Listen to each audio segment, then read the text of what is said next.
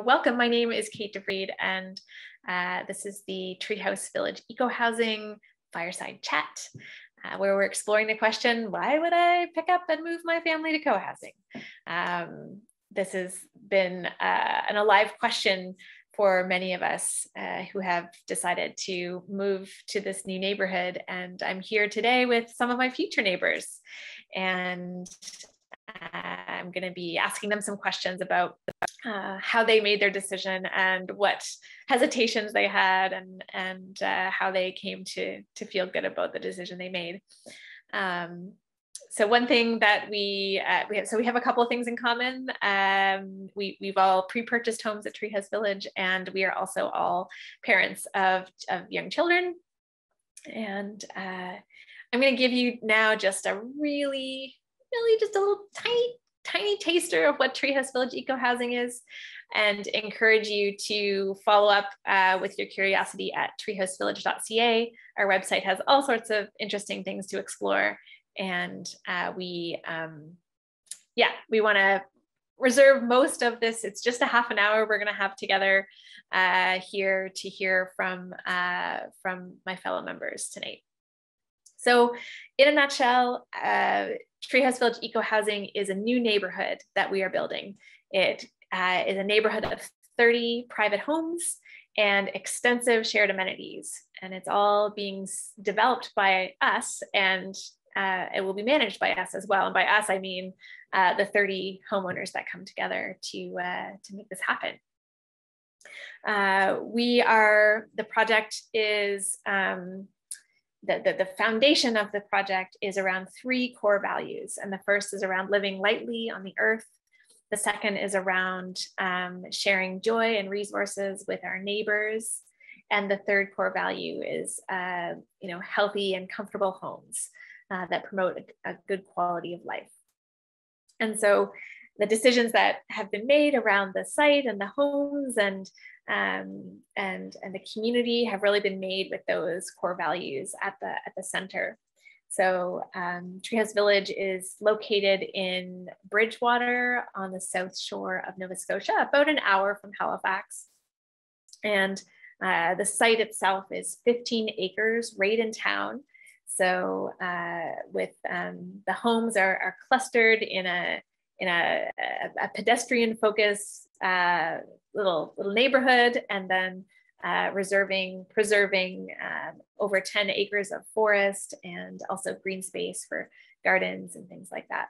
The site itself is within a 20-minute walk of nearly all of the amenities that you might want in your community, and 12-minute walk to the school, for instance, and 14-minute walk to the grocery store. So we're really excited about the site being both close to town and close to community, but also close to nature.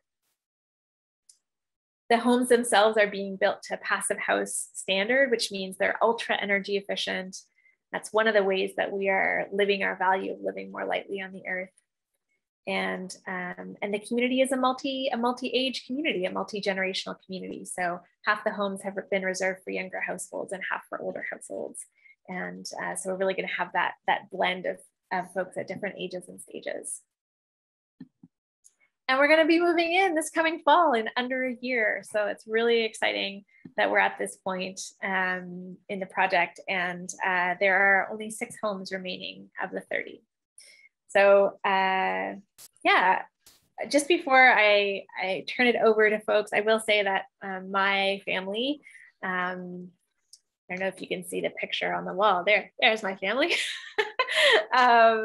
My kid is not 4 anymore, he's 8. But Leon and Dylan and I are the founding family of Treehouse Village Ecohousing, and it's been our longtime dream. We're just so excited that this is coming to life. And for me, to talk about like what were my hesitations and what were my barriers is kind of different, because I was part of the family that said, hey, let's try this. So our barriers were more like how, I'm getting some feedback, I'm not sure why.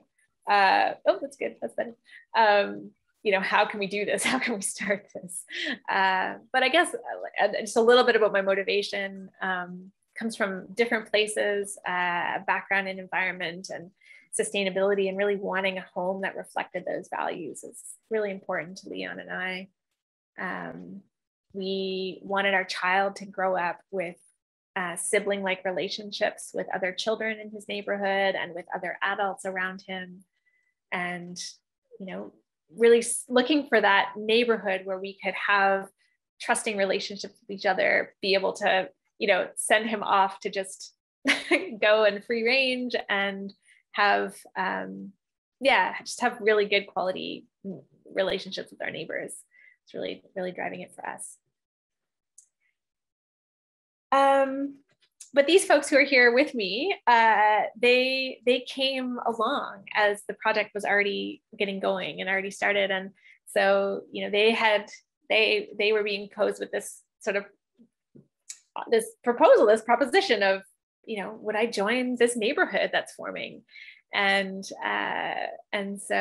I'm gonna ask them now to share a bit about themselves, and then what drew them, but also what were the hangups? What were the things that you had to work through in order to say yes to becoming a neighbor at Treehouse Village? So I didn't ask who wanted to go first, but who wants to go first? I think Max is ready. Max looks ready. Max, can I call on you first? I was unmuting to say Mike, but yeah. Okay. But yeah, sure. Yeah. So, and the question was, what drew me to yeah, who are you? Yeah, who am I? And Teona, and like what drew you, but also what was like, what did you have to think hard about? Sweet. Yeah, so my name is Max Bjork. Teona. Yeah, it's my wife Teona. Sorry, I didn't want to introduce you because you were talking. Yeah, so we're so I'm a software developer. I run my own business as well, and I'm also a stay-at-home dad. And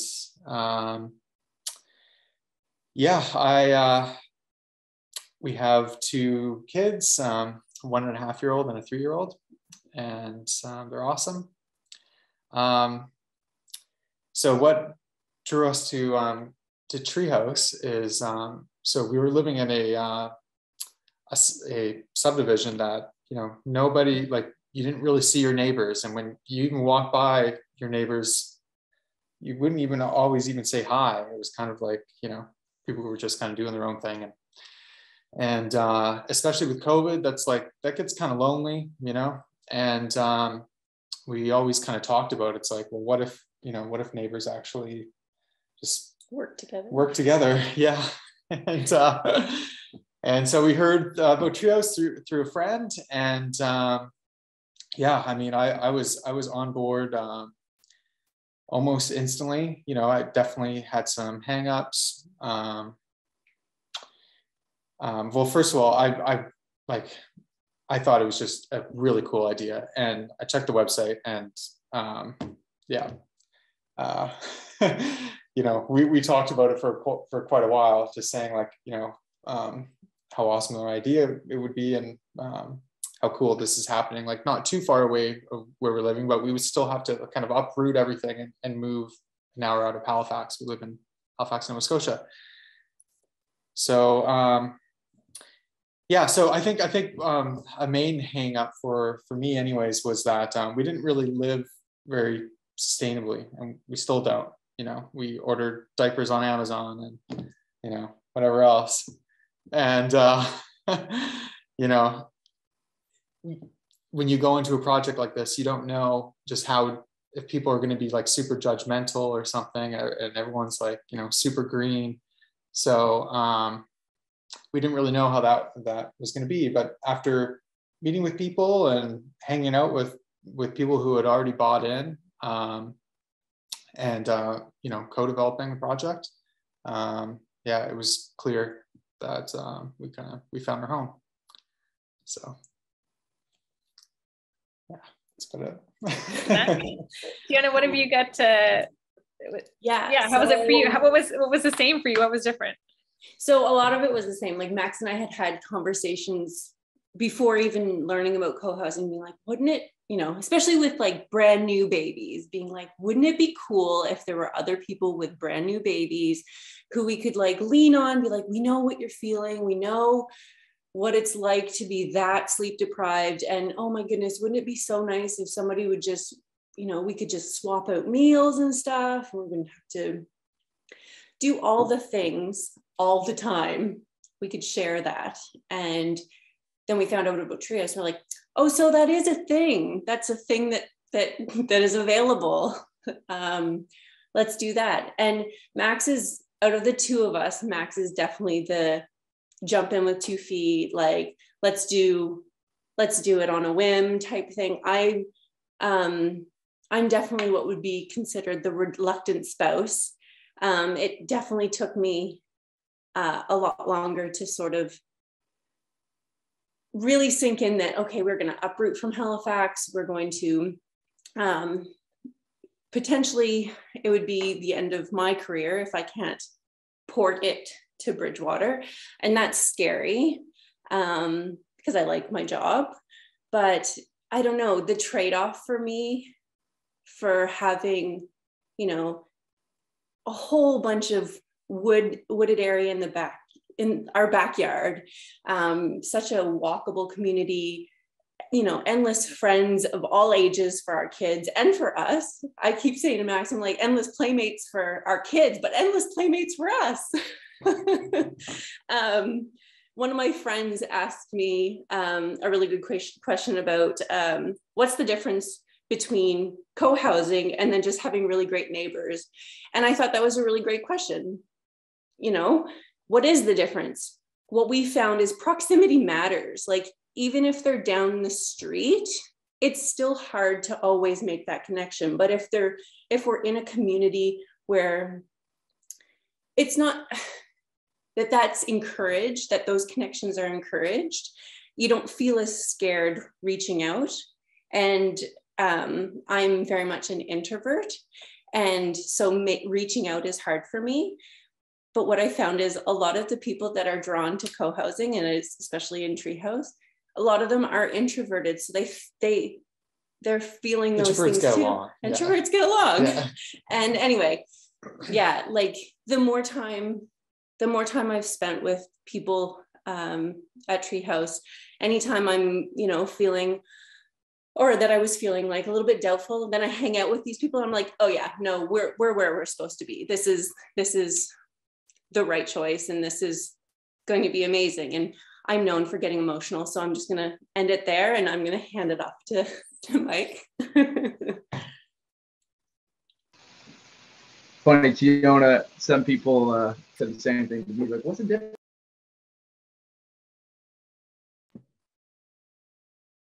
You muted yourself, Maxine. I'm muted. If I was saying that, I mean, I guess what is the difference between Treehouse and really great neighbors? And I can't think of it. I mean, there definitely is things, but that also is like, if you have really great neighbors, you're really lucky. Maybe you have a great community currently where you are. So I still don't think that's the case. Like, we've got great friends in the city, but like you said, proximity does matter. Getting in the car and driving across the bridge is tricky. Anyways, I'm Mike Mackenzie. I'm also a member of Treehouse. I'm a teacher. We live in Dartmouth with my partner Emma. And we have 2 children, a girl Rose, who is 3.5, and Tilly, who is 1.5. And we're expecting our 3rd child this May. I was born in Cape Breton, so I've spent all my life in Nova Scotia. We've been part of Treehouse for a while. It might be coming up on 2 years. I was trying to, a very fortunate hang up I didn't have was that it's important for me, like that trust that was buying. So my partner Emma had worked with Cate and Leon.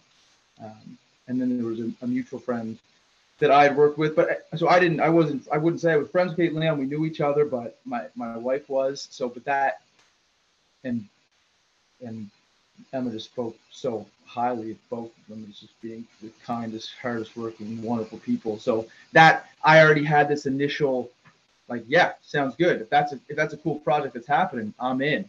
but I can empathize that someone who didn't know and was just walking in blind and that we're all strangers, well, that's tricky. But I guess it's a hang up I didn't have to have, which I was grateful for.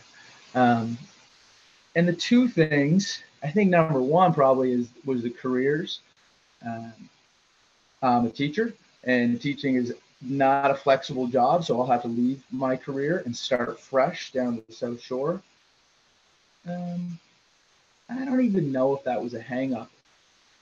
Tricky as time goes by, right? I'm trying to think back now. Now it's that hindsight is 2020. Now it all seems like a sure thing. Now I'm like, I just said, yeah, let's do it. This is easy. But I know in the moment that wasn't the thought. And I'll also credit Emma as my partner. I'm a happy clam. I go with the traffic and go with the flow. Like I wouldn't seek out something to shake it up. I'm game to shake it up, but that's not me necessarily. And my partner Emma thankfully is. So she was pitching this project to me like, this sounds awesome. And I'm like, yeah, this does sound awesome. But there's still like, but we're gonna do it. Like we're gonna do it. We're gonna sell our house and we're gonna move to Bridgewater and join this project. So we had lots of conversations about it. I would say one important one too for us was financially. We were lucky that we bought a home in the city before the world went crazy and housing prices through the roof. So for us, that was like, we felt like we had a good deal. So building new, and just the price tag of building new was like, and we've chosen to downsize our home. So we're gonna move into a smaller home, but then breaking down the numbers,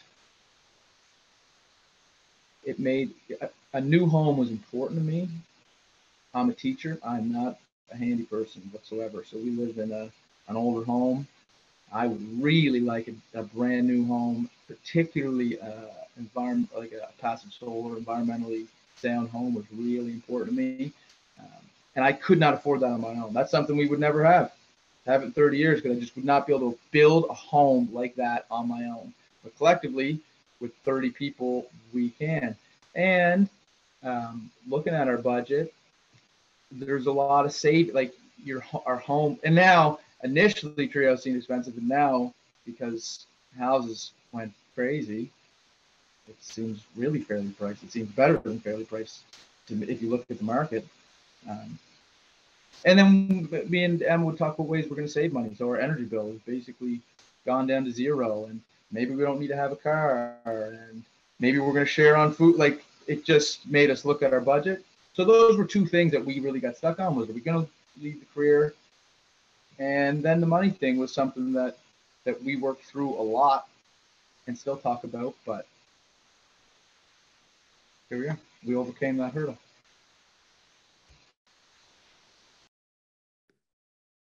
Yeah, thanks for sharing those.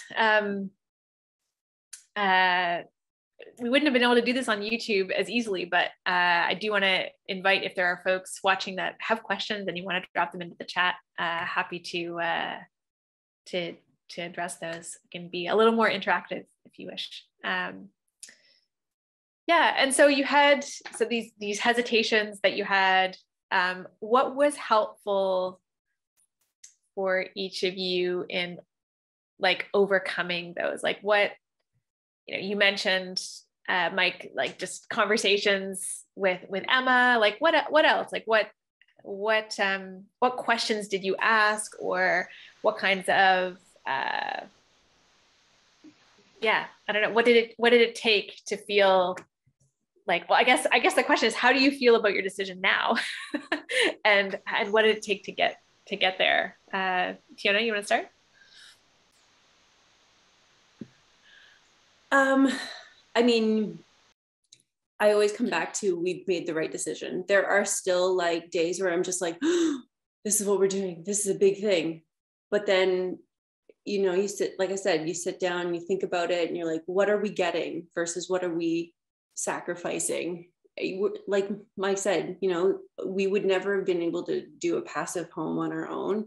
And that's just such a wonderful, you know, we would like to be more green. Yeah, Max said we don't live a very, very green lifestyle, but, you know, we are trying little by little, and this opportunity is awesome. And yeah, it just comes back to, I mean, just sitting down and having dinners with people from Treehouse. I mean, absolutely. that was the big thing. You know, it's like having barbecues at Mike's house or something with, you know, everyone.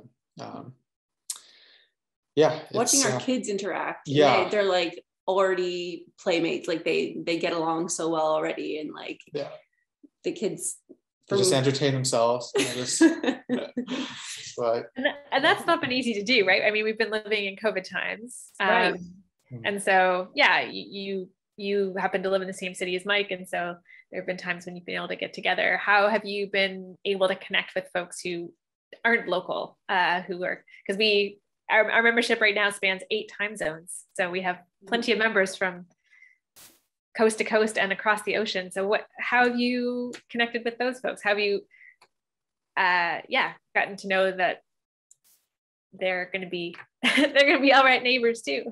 Yeah, no, so Allison Rowley was on the groundbreaking with me. I was on the groundbreaking circle, and we became fast friends, and we would chat quite a bit. And so now we continue once a month. We have, you know, our little phone date that's like, you know, an hour long plus. And it's just, we find endless things to talk about. And like, she's very artsy, you know, she's not the type of person I would consider myself to be, you know, drawn to, in terms of, it's just a really unlikely friendship. And, you know, we are fast friends, and I really enjoy Treehouse in common. Yeah, so. and we have Treehouse in common. So it's, anyway, it's like, yeah, it gives you the opportunity to make those connections that maybe you wouldn't have otherwise. Yeah, sorry. Yeah, and for you, Mike, like how are you feeling about your decision now, and what's helped you to get to that place? And I'd say the same thing. Again, I was lucky enough that when we came in, it was pre-COVID. So meeting everybody was the game changer. Especially, let's say, building a new home. I would never be able to build a new home because I don't possess even the skills, the organizational skills. I just would, that's something that's out, not that I don't possess the skills, but that's out of my realm. So just being connected to these people and getting to know them. And for one thing, being wonderful, kind people that I like to spend time with. But secondly, just being go-getters and people I would like to be connected to in other ways. Like seeing that this was an ambitious project to take on. It's amazing what I've witnessed in the last 2 years. It's just some of the greatest work I've ever been able to see and be a part of in my life. There's nothing, I'm not doing anything like this outside of school. So it's just been so I mean, yeah, personal relationships and friendships, but also just to witness a group of people collectively build something together.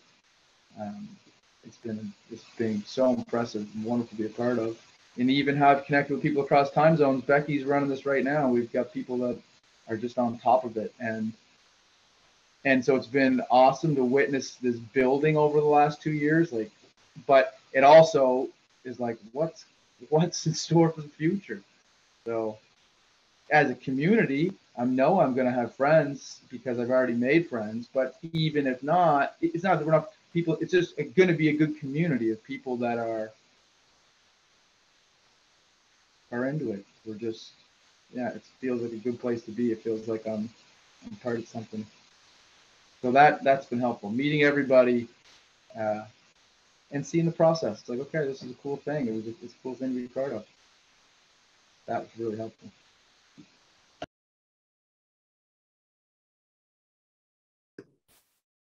Max, did you want to add anything?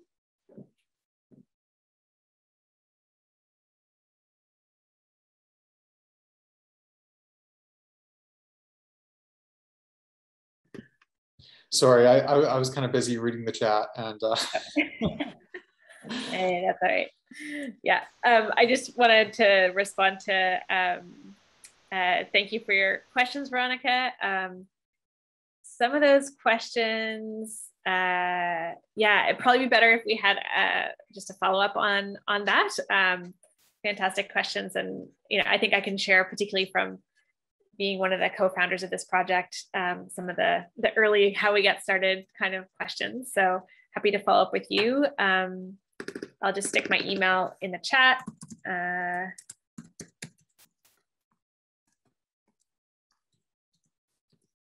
There, so if you just send me an email, Veronica, let me know. And I will say though that we do, the way that we make decisions and govern ourselves is called sociocracy. So that's a way of making decisions together that uses consent-based decision-making. It's a fairly flat way of making decisions, but also a well-organized way of making decisions and divvying up the work so that not everybody has to make all the decisions together. And it's been working really, really, really well for us. So I will say that much. And I see Jessica's question about COVID, definitely a timely issue. And yeah, we've been really both learning from other communities that have, other existing co-housing communities, how they're navigating through the pandemic. And now we're starting to also think, with move-in happening in the fall, like, how are we going to make this practical for us? What we have heard and from co-housing communities, but also if you look at sort of the research that's coming out around these COVID times, these pandemic times, is that the sort of biggest predictor of how well people do from both a physical and a mental health perspective is their the strength of their social connections. And so if you have neighbors that you can call on, if you have people who are close enough to know, if your light's been on or that you've been up and around, is really critical. And so we've seen co-housing communities figure out ways to still utilize the common resources, the common house, in ways that are safe, depending on sort of what's happening with the cases at the given time. Because co-housing communities are already really good at organizing themselves, it's been fairly easy for them to then, okay, so maybe we're not having common house meals with 60 people at a time, but maybe we are having more spread out meals with smaller groups, or maybe we're doing like takeout, or maybe we're eating all out on the patio when weather permits. So there's ways for to take the systems that already exist around shared meals or around shared chores and adapt those to whatever may be needed at the time, whether it's a pandemic or where things happen in life, right? We have power outages, snowstorms, pandemics. Hopefully this would be the last pandemic that we face, but who knows? And part of this, I think, for me is like, how do we build that resiliency? And it's partially the built environment of homes that are really robust and going to last for a long time and use very little energy and be resilient when we have power fluctuations and so on. But also that we have that community where, with those relationships where we can count on each other. We have trusting relationships, and we can work together, even if that's not, actually within 2 meters of each other, but we can still sort of work together. So yeah, that's my, there's more than that. And I'm happy to follow up with anybody who has more questions. And yeah, I'm just checking the chat here. Yeah, so diversity is a great question. It's definitely one that's really alive in the co-housing world, because co-housing, if you look around in North America, co-housing has tended to be, fairly middle class, fairly white. and increasingly senior focused.